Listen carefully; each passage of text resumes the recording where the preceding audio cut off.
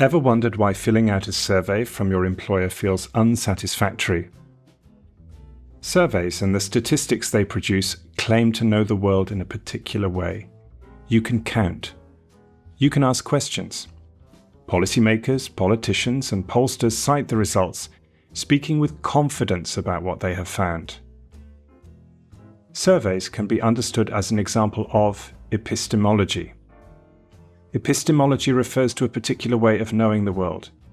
Economists, geographers, sociologists rely heavily on survey work and statistics. They depend on hypotheses that are tested and revised.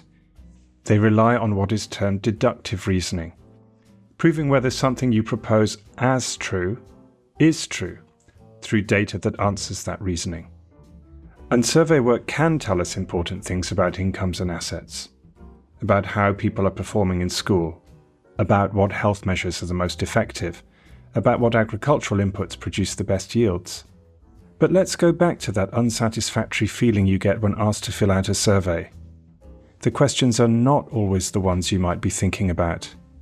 They might be asked in ways you don't understand, or feel misunderstands who you are. You may also choose to give answers you feel are the right answer, but not necessarily the true one.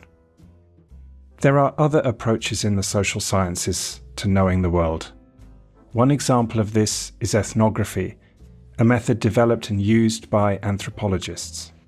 Anthropologists are interested in understanding human societies and cultures in all their complexity. To study social life, ethnographers rely on something called participant observation. Here, the person doing the research becomes an active participant and takes time to understand the context in which they are working.